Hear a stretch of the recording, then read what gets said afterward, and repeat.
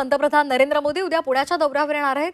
मोदी यांच्या हस्ते पुण्यामध्ये विविध विकास कामांचं भूमिपूजन होणार आहे, तसंच सभा सुद्धा आयोजित करण्यात आली आहे। मात्र मोदींच्या उद्याच्या दौऱ्यावर पावसाचं सावट आहे। पुण्यामध्ये उद्या मोदींची सभा सुद्धा होणार आहे, तसंच मोदींच्या हस्ते पुण्यामध्ये विविध विकास कामांचं भूमिपूजन होणार आहे। उद्या ते पुण्याच्या दौऱ्यावर येणार आहे। मात्र पुण्यामध्ये गेल्या 2 ते 3 दिवसांपासून पाऊस होतोय आणि त्याचबरोबर हवामान खात्यानं अतिवृष्टीचा इशारा सुद्धा दिलेला आहे। त्यामुळे मोदींच्या या सभेवर सध्या पावसाचं सावट पाहायला मिळते।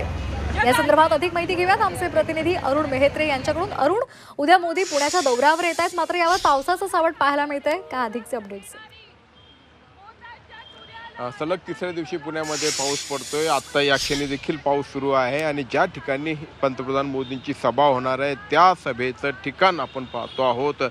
इथे सगळीकडे चिखल झाला आहे। सप महाविद्यालयाचं मैदान आहे। खरं तर एरवी कोरडं असतं, गेले काही दिवस छान ऊन पडलं होतं आणि त्यामुळे ही सभा मोठी होणार, जंगी होणार आणि महत्त्वाचं म्हणजे पंतप्रधान पुण्यामध्ये येत आहेत। पुण्यातल्या मेट्रो प्रकल्पाचं भूमिपूजन म्हणजे सिव्हिल कोर्ट ते स्वारगेट या प्रकल्पाचं, या मार्गाचं उद्घाटन आणि स्वारगेट ते कात्रज या मार्गिकेचं भूमिपूजन असा हा कार्यक्रम आहे। याशिवाय आणखी काही 10-12 गोष्टींचा या कार्यक्रमामध्ये समावेश आहे, ज्यात भूमिपूजन आणि उद्घाटन हे पंतप्रधानांच्या हस्ते केलं जाणार आहे। मात्र या कार्यक्रमावरती आता निश्चितपणे पावसाचं सावट आहे।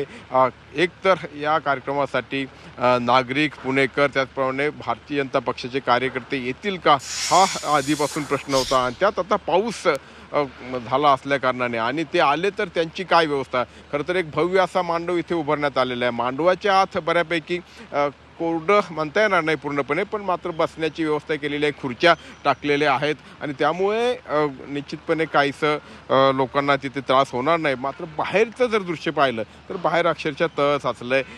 अर्थात हे पाणी काढून देण्यासाठी देखील म्हणजे इथनं काही चर खोदण्यात आलेले आहेत आणि इथनं पाणी बाहेर या नालीतनं बाहेर काढून दिलं जातं। हे पाणी अगदी ही लाल माती अक्षरशः रस्त्यावरती म्हणजे तिकडे अगदी नवी पेठेतल्या छोट्या छोट्या रस्त्यातून मुख्य रस्त्यावरती शास्त्री रस्त्यापर्यंत पोहोचलेली आहे।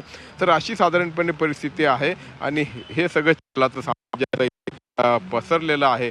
अर्थात याच्यावरती आता भारतीय जनता पक्षाचे कार्यकर्ते आणि विशेष करून प्रशासन, कारण प्रशासन हा कार्यक्रम जो आहे तो मेट्रोचा आहे, त्यामुळे प्रशासनावरती मोठी जबाबदारी आहे। काही गोष्टींची आवर्जून काळजी घ्यावी लागणार आहे। म्हणजे आता आपण पाहतो की हा इथे एक इलेक्ट्रिकचा बोर्ड त्यामुळे प्रशासन आता या संदर्भात कशा पद्धतीने खबरदारी घेते आणि नियोजन करते हे पाहणं महत्त्वाचं ठरणार आहे। धन्यवाद आपण दिलेल्या या माहितीसाठी।